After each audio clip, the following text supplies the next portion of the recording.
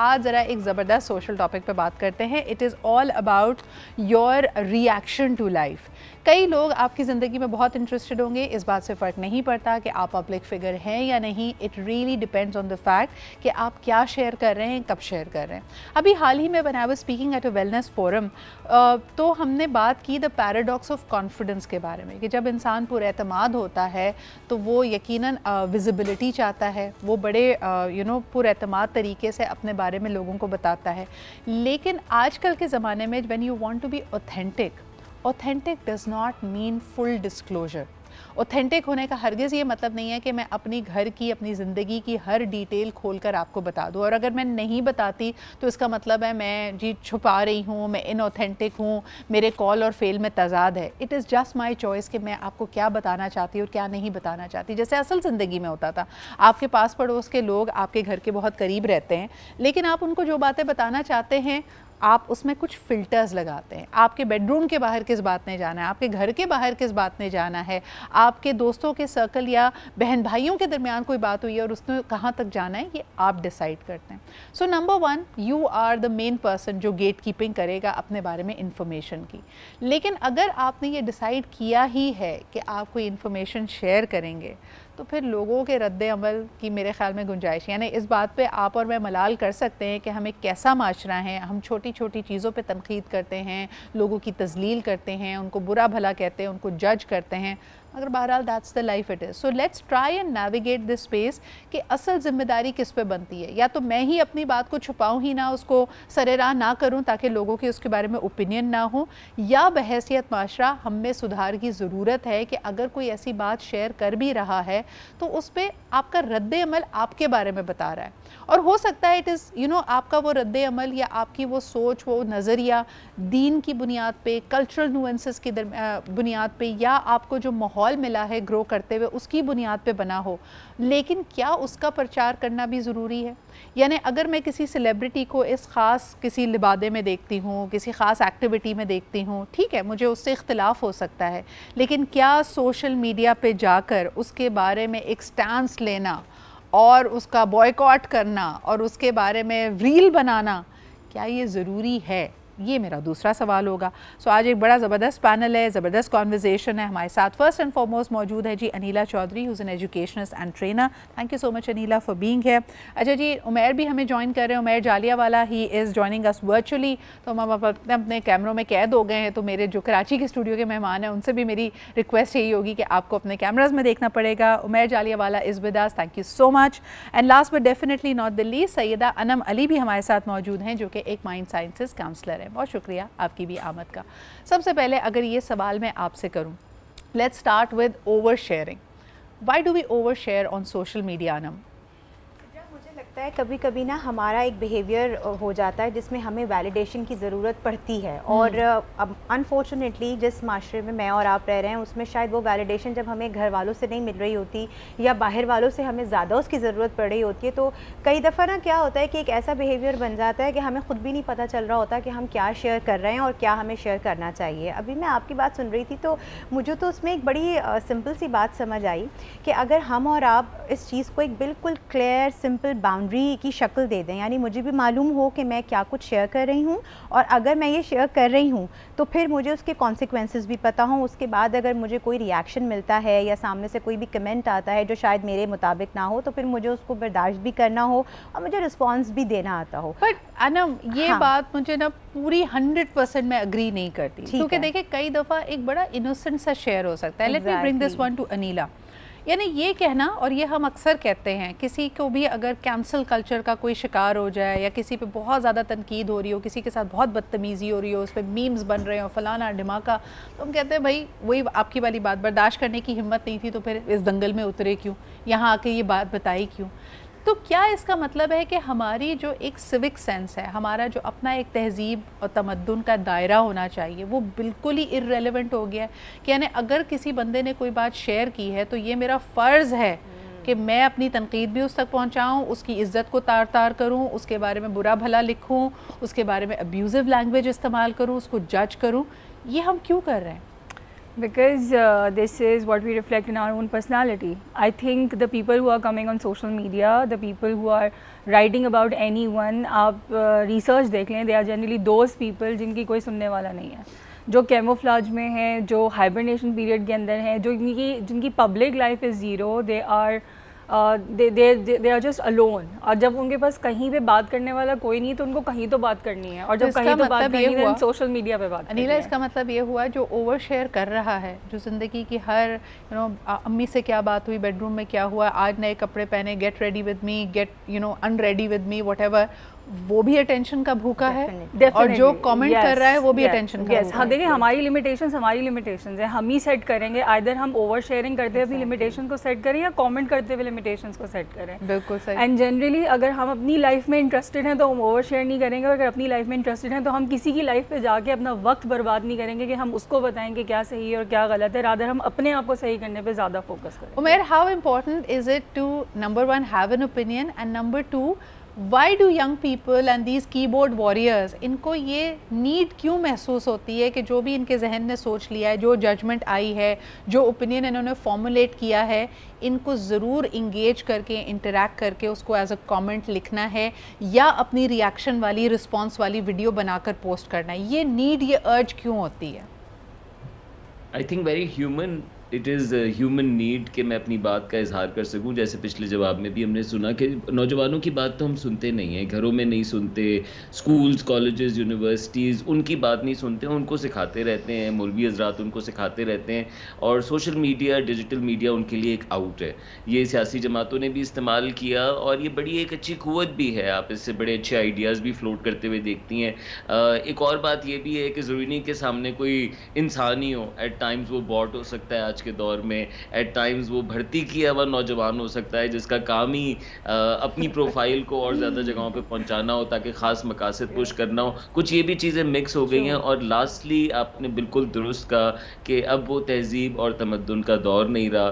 Social media एक चौक की तरह है सिदरा, जिस तरह बड़े बूढ़े कहते थे बेटा तुम बाहर जा रहे हो, एहतियात से लड़कों को भी लड़कियों को भी, बातें भी कम करने का कहते थे, लिबास भी ख़ास अंदाज कहते थे, बताते थे भी कि तो हमें यही सेंस डिजिटल दुनिया पे लगाने की ज़रूरत है। हम अवाम में चौकों के ऊपर अपनी ज़िंदगी की सारी चीज़ें शेयर कर रहे हैं, मुसलसल कर रहे हैं, जो कि कभी मिटनी नहीं है, और ये सोच के कर रहे हैं कि सामने सारे अच्छे लोग हैं, हमारे जैसे लोग हैं, और ऐसा है नहीं। अच्छा, तो आपकी अच्छी बात का भी मजाक उड़ सकता है, तो एहतियात करें, अपने सर्कल्स को लिमिट करें और अपनी बातों को भी बाउंड्री कहीं ना कहीं ज़रूर लगाएं। अच्छा, इसमें एक और इंटरेस्टिंग एंगल ये निकलता है कि who are the young people, या ये जो इंटरनेट पर्सनालिटीज़ हैं उसमें रोल मॉडल आप किसको देख रहे हैं?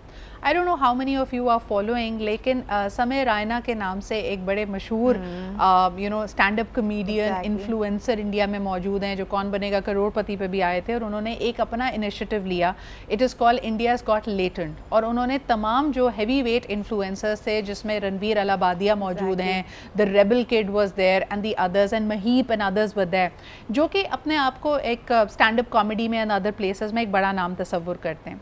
लेकिन वो गुफ्तगू, वो शो इस कदर एक्सप्लिसिट था कि पूरे माशरे ने एक तरह से उठ के उसके ऊपर कंसर्न का इजहार किया कि कंटेस्टेंट्स की जिस अंदाज में उनके साथ गुफ्तगू की जा रही थी, जो डेयर्स थे, and it is very mind boggling. लेकिन अगर मैं वेस्ट में देखती हूँ, इंडिया में देखती हूँ, पाकिस्तान में देखती हूँ, ऐसा लगता है Gen Z and beyond abusive language has become cool. Oh my God, Sidra, आपने इतना अच्छा पॉइंट रेज़ किया है। इनफैक्ट इससे बहुत सारे लोग अग्री करेंगे, और आप ही की बात को थोड़ा सा मैं आगे बढ़ाते हुए बात कहूँगी कि उस शो की वजह से आप देखिए कि एक ही दिन में उन कंटेस्टेंट में से जितने एक रणवीर की अगर आप बात करें तो एक ही दिन में उसके मिलियंस ऑफ सब्सक्राइबर्स जो हैं वो कम हो गए। अब उसकी वजह क्या है? वो यही बात है कि क्योंकि हमने शायद रोल मॉडल उन्हीं लोगों को बना लिया है जिन्हें हमें लगता है कि जो शायद ट्रेंडिंग में है, जिनको ज़्यादा लोग फॉलो कर रहे हैं, चाहे वो कॉमेडियंस हों, चाहे वो कोई मोटिवेशनल स्पीकर हो जिसकी बहुत वाहवाही हो रही है। देखिए सिद्रा, मुझे ऐसा लगता है कि कहीं ना थोड़ा गैप आया है, या मे बी कुछ खला सी रह गई है। लोग एकेडमिक्स में भी बहुत आगे हो गए हैं लोग, सोशल मीडिया का दौर है और बहुत सारी चीज़ों में भी बहुत आगे रह गए हैं, लेकिन जो सिविक सेंस है बीच में, एक शऊरी चीज़ है, वो मुझे लगता है कुछ गैप सा रह गया है। नहीं, लेकिन वो आपकी बात दुरुस्त है और उनको आके बाकायदा माफ़ी भी मांगनी पड़ी। उन्होंने कहा it was a failure of judgement on my part. Definitely. लेकिन एक और चीज़ अनिला जो देखने में आ रही है कि how quick is the response. एक दिन, अच्छा ये चीज़ हमने अपने लोकल फैमिली व्लॉगर्स के साथ भी देखी, चाहे वो डक्की भाई हों या रजब भट्ट हों।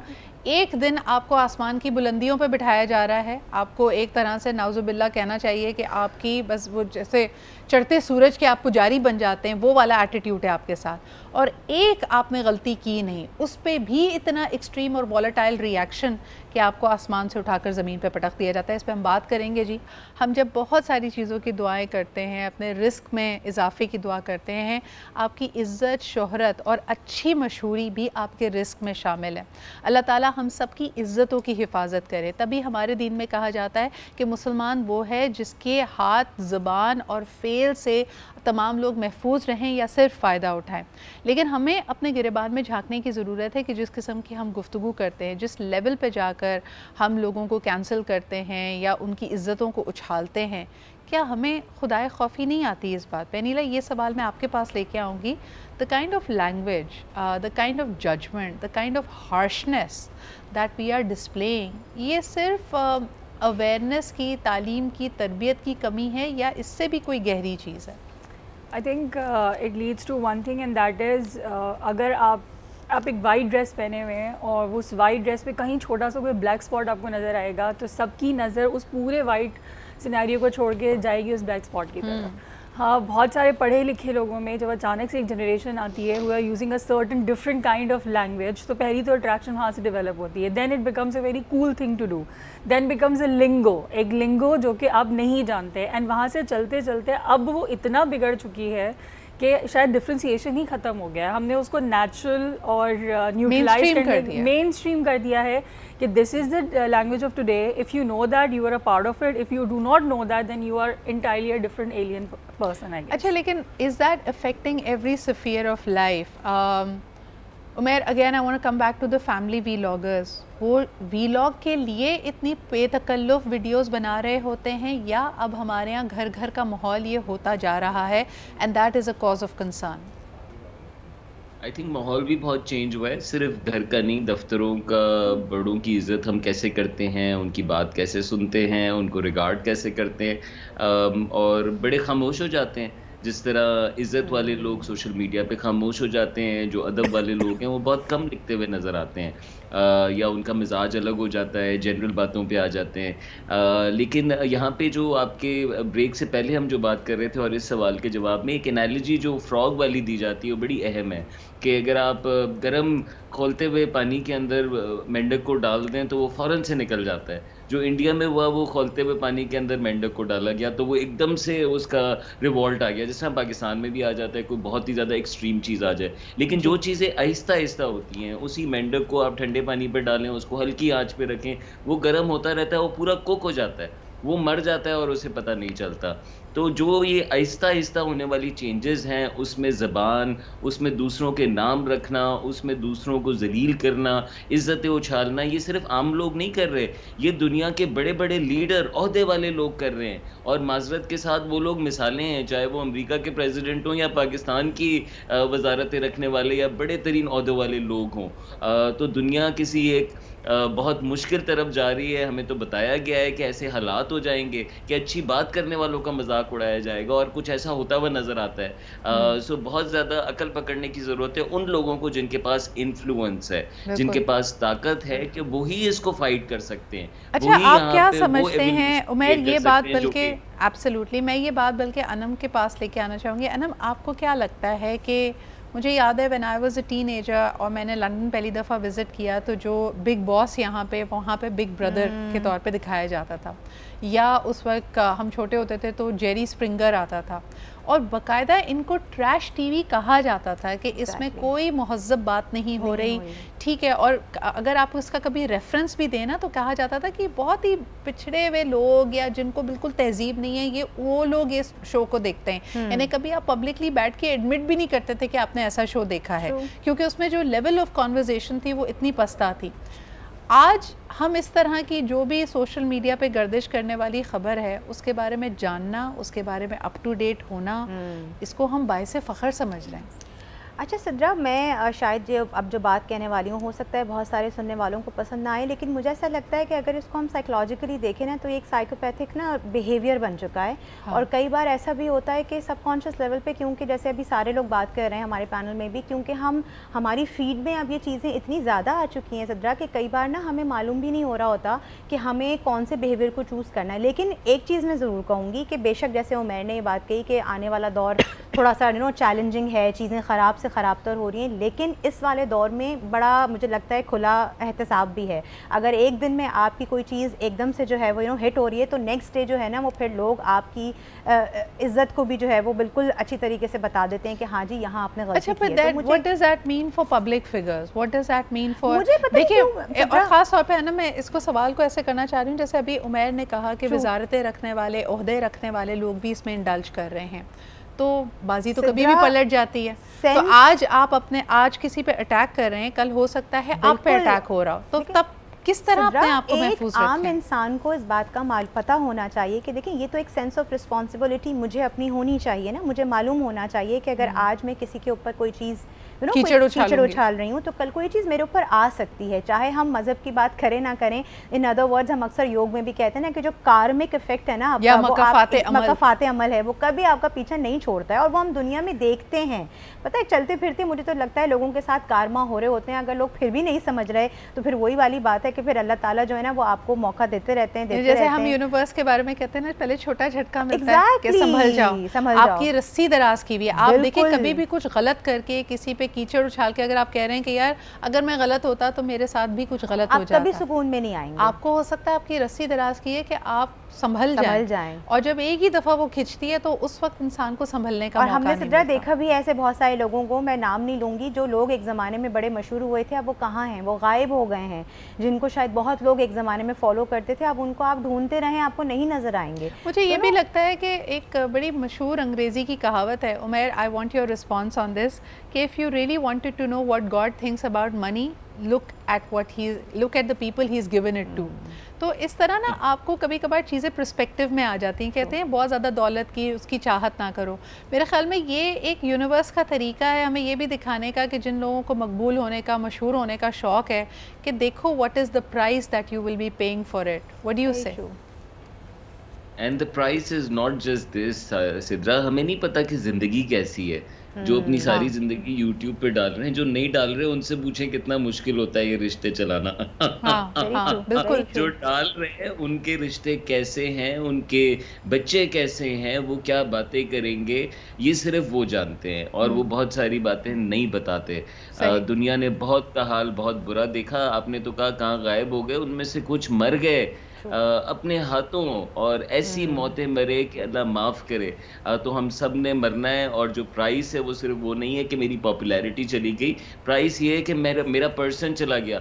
मेरी सारी ज़िंदगी एक कैमरा चलाने पे जा रही है कि मैं आपको खुश कर लूँ, मैं कुछ ऐसा करतब दिखा दूँ, कुछ ऐसा बना लूँ कि मेरी वाह हो जाए। तो मेरी अपनी ज़िंदगी क्या है, मैं अपने बारे में क्या सोचता हूँ, मेरा एडवेंचर ऑफ लाइफ क्या है। तो इसका बहुत बड़ा प्रोफेशनल बर्डन है कैमरा चलाने वालों का। बाकी सबकी चीज़ें बंद हो जाती हैं, कैमरे चलने वालों की कैमरे हर वक्त चलते रहते हैं और अपनी ज़िंदगियां नहीं रहती, और एंड में समझ नहीं आता कि मैं असल में हूँ कौन। वो जो आइडेंटिटी बनाई है वो तो एक फर्जी शनाख्त है, उसने ख़त्म हो जाना है। अच्छा, this is a very very important point Umair. इसको मैं एक ब्रेक लेती हूँ, वापस आके बात करेंगे कि कई दफ़ा जो आप टेलीविज़न पे देख रहे हैं, सोशल मीडिया किसी भी स्क्रीन पे देख रहे हैं और उस पर रद्द अमल देख रहे हैं, वो हो सकता है एक फ़र्ज़ी शनाख्त, एक फ़ेक आईडी है, वो एक क्यूरेटेड इमेज है जो आपको दिखाया जा रहा है, जो ना बनाने वाले को पता है उसकी भी तख्लीक करदा चीज़ है। उसमें ज़ाहिर सी बात है जब आप ऑथेंटिक नहीं हैं, जब आप रियल नहीं हैं तो आप उसमें गलतियाँ करेंगे, और जो जज करने वाले हैं वो भी बड़ी आसानी से। एक और इसमें बड़ा इंटरेस्टिंग फिनोमेना है जो हमारे दीन से रिलेटेड है। हमारे जो सोशल मीडिया स्टार्स और इन्फ्लुएंसर्स जब दीन का सहारा ले रहे होते हैं या अपनी आरा दीन के हवाले से एक्सप्रेस कर रहे होते हैं, तब जिस किस्म की तनकीद और रद्द अमल का उनको सामना होता है, ज़रा उस पर बात करेंगे। अच्छा जी, बड़ी इंटरेस्टिंग हमारी गुफ्तगू हो रही है, जजमेंट हम किन बेसिस पे करते हैं। कल मैं एक इन्फ्लुएंसर का नाम ले लेती हूँ क्योंकि उनकी पब्लिक पोस्ट है। अली अल्ताफ़ ने एक पोस्ट डाली और उन्होंने कहा कि उन्होंने 3 मुख्तलिफ शोबिस की शख्सियात को दीन के हवाले से कमेंट करते हुए देखा, जिसमें उन्होंने अपने तवक्कुल का इजहार किया कि वो किस तरह अल्लाह ताला पे इन्हिसार करते हैं। और एक स्टार्क डिफरेंस जो उन्होंने पॉइंट आउट किया, उन्होंने कहा कि मैंने जो मर्द हजरात थे, जो शोबे से ताल्लुक़ रखते थे, उनके कमेंट सेक्शन में जाके देखा तो लोगों ने बड़ी तारीफ़ की। उन्होंने इस बात को सराहा कि आप शो बिज़नेस में रहने के बावजूद, एक पब्लिक फ़िगर होने के बावजूद और ग्लैमर की दुनिया में रहने के बावजूद खुदा से और इस्लाम से और दीन से कितने जुड़े हुए हैं। और इसके बरक्स जब उन्होंने वो खातून जिनका ताल्लुक़ शो बिज़नेस से था, उनके कमेंट सेक्शन में जाके देखा तो लोगों ने कहा कि उनकी बाकायदा मीम्स बनाई हुई, उन पे तनकीद हुई हुई कि यार ये तो देखो शोबिज़ में है और नामहरम के साथ काम करती है और ग्लैमर की दुनिया में है, पर्दा भी नहीं करती, इसने तो शैतान को भी कंफ्यूज कर दिया, ये किस किस्म का तवक्कुल है। And this points to something very very deep rooted in our society. It is about the patriarchy of this judgement कि एक ही तरह की सिचुएशन अगर हो तो मर्दों को एक अलग लेंस से देखा जाएगा और ख़वातीन के ऊपर जजमेंट का क्राइटेरिया बिल्कुल अलग होगा। जैसे कहा जाता है ना कि अगर आपके ऊपर बड़े से बड़ा स्कैंडल हो, गबन का इल्ज़ाम हो, आप बदकिरदारी या गैर अखलाकी हरकतों में मुलव्विस हों, लेकिन अगर आप अपनी ट्रांसफॉर्मेशन की बात करना चाहें, all it takes for a man is to grow a beard and to say कि उसका दिल अल्लाह ताला ने बदल दिया है, यानी पूरा माशरा उसकी इस बात को पे ईमान ले आएगा। लेकिन ऑन दी अदर हैंड ख़वातीन की जजमेंट का क्राइटेरिया बिल्कुल अलग है। अगर उसने ये क्लेम किया कि उसका अल्लाह पे तवक्कुल है तो सबसे पहले तो उसकी हस्ती को उसने मिटाना है, वो कहीं बिल्कुल खामोश किसी किनारे लग जाए, अपनी तमाम तर पुरानी हरकतों पे पशेमार रहे, हर वक्त उस पर इस्तग़फ़ार करती रहे और फिर भी लोग अनफॉर्चुनेटली उसकी इस बात पे उससे यकीन नहीं करेंगे और उसको तनकीद का निशाना बनाएंगे ही। तो ये दोहरा मेयार क्यों है? अनीला, सबसे पहले ये सवाल आपसे, और क्या आपने ये नोटिस किया और is it just something that I have observed? No, that's true. That's very true. When it comes to women, आप कुछ भी कर लें, आपको अगर गलत साबित करना है, अभी मज़ेदार बात आपने ही कही कि आप हिजाब करते हैं लेकिन हिजाब में से अगर वो 2 बाल नज़र आ जाएंगे ना तो किसी को हिजाब नज़र नहीं आएगा, वो 2 बाल नज़र आ जाएंगे कि अरे ये तो नज़र आ रहे थे। या हिजाब के साथ लिपस्टिक क्यों लगाई? या हिजाब के साथ लिपस्टिक, या हिजाब करने के बाद मुस्कुरा क्यों नहीं थी? मुस्कुराने से भी तो लोग आपकी तरफ अट्रैक्ट हो सकते हैं। देखिए, मैं डबल स्टैंडर्ड्स के खिलाफ नहीं हूँ। अगर हम रिलीजन पॉइंट ऑफ व्यू से भी बात करें तो आई डोंट नो इस पर कैसा रिएक्शन आएगा, लेकिन मर्द को डोमिनेंट रखा गया है, हमारे कुरान में बात लिखी गई है, और औरत को बहुत ही प्रिंसेस प्रिविलेज दिया है। अगर हम टेक्निकली इसको समझें कि औरतों के हकूक़ बहुत ज़्यादा हैं, लेकिन अनफॉर्चुनेटली हम रिस्पॉन्सिबिलिटीज़ की बात ज़्यादा करते हैं, हकूक़ की बात कम करते हैं। लेकिन इस डबल स्टैंडर्ड का मतलब बिल्कुल ही डिफरेंट ले लिया गया है। मर्द एक बहुत ही स्ट्रॉन्ग इंसान है, वो जो करेगा वो जेन्युइनली सही हर होगा, गलती माफ़, उसकी तकरीबन हर गलती माफ़ है। कभी इस नाम पे कि वो ब्रेड अर्नर है, कभी इस नाम पे कि वो बॉस है, कभी इस नाम पे कि वो लीडर है। लेकिन औरत कुछ कर ही नहीं सकती क्योंकि उसको तो रखना ही घर के अंदर था, और अगर उसने घर से बाहर कदम निकाल लिया तो ज़िंदगी की वो गलती है जो कभी माफ़ नहीं की जाएगी। मुझे पर्सनली ऐसा लगता है नीला कि मर्द हो या औरत, हम सब खता के पुतले हैं। हम सब की ज़िंदगी भर, हमारी आखिरी सांस तक, अगर तो हमारी ये जुस्तजू है, ये हमारा पर्पस है, हम अपने आप को दीन में, अखलाकियात में, दीन और दुनिया के बैलेंस करने में बेहतरी की तरफ जाते रहेंगे। हम हर शख्स पहले से बेहतर होने की कोशिश करेगा, हम सब में कमियाँ मौजूद हैं।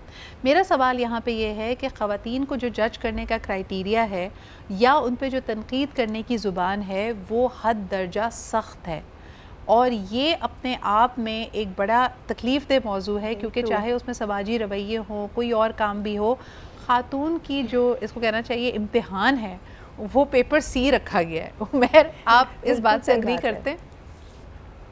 खातून का इम्तिहान किससे रखा गया है? यानी ज़्यादा मुश्किल बनाया गया, वो पेपर सी है, बाकियों को शायद हो सकता है हल्का यानी आसान वाले MCQs मिल जाएं। मुझे दिमाग में आ रहे थे सिद्रा वो सारे बयानात जो मैंने ग्रोइंग अप इन पाकिस्तान सुने।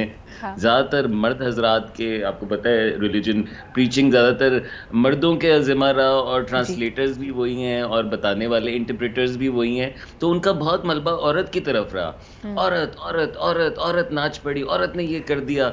तो मेरे दिमाग में ये बात बहुत ज़्यादा। और मैंने फिर अपनी तकरीरों में भी ये बात की कि हमने इतना ज़्यादा, और फिर एक हमारे इस सब कॉन्टिनेंट के कल्चर में भी विमेन को हम सर्टेन अंदाज में देखते थे, मर्द के बाद उसकी ज़िंदगी कैसी होती, तो हम वो कैरी करते हैं। बड़ा मुश्किल है इससे बाहर आना। तो औरत को हम छोड़ते नहीं हैं, बख्शते नहीं हैं, और सारा दीन भी उस पे डालते हैं, और उसकी गलती जो है वो पूरे ख़ानदान की गलती है और इज़्ज़त से जुड़ी हुई है। मर्द को हम इस तरीके से नहीं देखते। मर्द के लिए सेकंड चांसेस हैं हर हवाले से, शादी के हवाले से भी हैं। आपने जैसे बातें की, फ्रॉड कर लिया, फिर उसने कर लिया, दाढ़ी उगा ली तो भी माफ़ हो गया। आई थिंक वजह ये है क्योंकि मर्द फैसला करने वाले हैं, वो अपनी तरफ बायस्ड हैं। मर्द बताने वाले हैं, वही इंटरप्रेट करने वाले हैं, वही उसूल बनाने वाले। तो ये तमाम में औरतों की शमूलियत नहीं रही, और अगर औरतें शामिल होती इन तमाम कामों के अंदर तो ये तमाम बातें भी मुख्तलिफ होती हैं और इन पे बनाए हुए उसूल भी मुख्तलिफ होते हैं। अच्छा, मैं हैरत और तकलीफ तो इस बात पे होती है अनम कि अगर किसी मर्द पे तनकीद भी हो रही है या उसको बुरा भला कहा जा रहा है तो उसमें भी अल्फाज और अब्यूजिव लैंग्वेज में भी उससे मंसूब जो ख़वातीन के रिश्ते हैं उनको लाया जाता है, यानी इवन उसको बुरा भला कहने की में भी कहीं ना कहीं ख़वातीन की ऐसी तैसी हो जाती है। अच्छा सिद्रा, और इसमें एक चीज़ है, जैसे उमर ने कहा ना कि हम इसको कैरी करते हुए आ रहे हैं, हाँ। तो एक चीज़ जो एलिमेंट मुझे लगता है मे भी हो सकता है बहुत सारे लोग इससे अग्री ना करें, दैट इज़ कि ये जो हमारी कंडीशनिंग हुई है कि मर्दों को लेकर हमारा एक पर्सपेक्टिव है, इसमें सिर्फ मर्द नहीं शामिल हैं। अनफॉर्चुनेटली इसमें कुछ ख़वातीन का भी अपना किरदार है। वो फरसूदा सोचें, वो तमाम ख़वातीन जो बहुत माजरत के साथ उन मर्दों की माएँ हैं, कहीं ना कहीं बहनें हैं, उन्होंने भी कहीं ना कहीं अपनी पर्सनालिटी को ऐसा प्रोजेक्ट किया उनके सामने, या इस किस्म की चीज़ें उनको कंडीशन कर दी कि अगर शायद सोसाइटी में मैं और आप चेंज लेकर आएँ तो ये वही ख़वातीन लेकर आ सकती हैं जो ख़ुद अपने आप को इतना मजबूत बनाएं, अपनी शख्सियत को इतना खूबसूरत बनाएं कि आने वाले जो उनके बच्चे हैं या उनके जो भाई हैं या जो उनके शौहर हैं या बेटे हैं, एक रूल ऑफ द थंब मुझे बताएं अनम, हम क्यों नहीं लागू कर सकते कि अगर किसी के फेल से, किसी की किसी हरकत से, किसी के नज़रिए से हमें इख्तिलाफ है भी, हम ज़ातियात पे क्यों उतरते हैं? अभी आपने एक और तनाज़ा देखा होगा, एक सैलून के पीछे लोग काफ़ी उस पर तनकीद करें कि उनकी कस्टमर सर्विसेज अच्छी नहीं थी, लेकिन वो खातून जो गुस्सा करती हुई जा रही हैं, जिसकी CCTV फुटेज मौजूद है, उसमें वो काफ़ी ज़ाती तनकीद कर रही हैं, उनको बुरा भला जो कह रही हैं वो ये बहुत आसान है ना। ये सबसे आसान काम ही यही है। देखिए ना, अगर आप मुझे क्रिटिसाइज़ करेंगी तो बहुत कम आपको ऐसे लोग मिलेंगे जो उस क्रिटिसिज्म को बड़े ही इत्मीनान से, बड़े कामली लें और बड़ा अच्छा रिस्पॉन्ड करेंगे। ह्यूमन बिहेवियर है वो, फौरन एक्शन का रिएक्शन ही सबसे पहले आपकी नो, बट प्लीज अंडरस्टैंड, देखिए मैं जो चीज़ अपने व्यूअर्स को बताना चाह रही हूँ ना, कि हमें लगता है कि हमने कोई बहुत करख्त बात की ना तो हमने अगले को मुंह तोड़ जवाब दे दिया, हमने लाजवाब कर दिया। लेकिन याद रखिए, जब आप कोई जाती और बहुत ही घटिया किस्म का आर्गुमेंट देते हैं, this is the lowest level of argument. आपने वो आर्गुमेंट जीता नहीं है, आपने अपनी तालीम, अपनी तरबियत को दोनों दूसरों के सामने लेके आए हैं, and you actually lost the argument, क्योंकि आपकी ज़ुबान, यानी अगर आपने किसी पे कहा कि जी इन्होंने मुझे अच्छी कस्टमर सर्विस नहीं दी, इन्होंने मुझे इंतज़ार कराया, लेकिन जैसे ही आपने उनको दो बुरी बातें कही, गाली गलोच की, आपने ज़ीरो कर दिया अपने आप को। उसके बाद आप जिस किस्म के इंसान बनकर सामने आए, ये जस्टिफाई नहीं होता कि आपको गुस्सा दिलाया गया था या आपके साथ कुछ गलत हुआ था। How you conducted your self is in it self a failure. Anila, ये बात हमें समझ क्यों नहीं आती? बिकॉज हम समझना चाहते ही नहीं है। हाँ। हमारा जो कंपटीशन है वो दूसरों से ज़्यादा है। आई फील के सबसे ज़्यादा, देखिए आप दुनिया नहीं बदल सकते, और आपको दुनिया बदलने के लिए किसी ने कहा भी नहीं है, और आपको ठेका किसी ने दिया भी नहीं है। वो ऊपर वाला बैठे है, वो देखेगा दुनिया को कैसे बदलना है। किसी चीज़ को अगर आप दुनिया में बदल सकते हैं तो वो खुद योर सेल्फ, और ये वो चीज़ है जो आप बदलना नहीं। थोड़ा सा disagree Anila, what I mean is कि हमारे घर में अगर आप किसी के बारे में आके बताते हैं ना, अम्मी किसी ने मुझे ये कहा, आप देखिए हमारे घरों में हम बच्चों की तरबियत क्या करते हैं, हम कहते हैं तो तुमने दो क्यों नहीं सुनाई, why did you not react to it. बात तो हम कह रहे हैं। देखिए हमें उसको ये सिखाना चाहिए कि जो उसका फेल था वो उसका फेल था, लेकिन तुम्हारी तालीम, तरबियत, तुम्हें जो घर का माहौल दिया गया है, you should not stoop to that level. Umar, we are making people equally aggressive. हम तो उस बच्चे को शाबाशी देते हैं जो उससे भी ज्यादा बुरी बात बोल के आता है।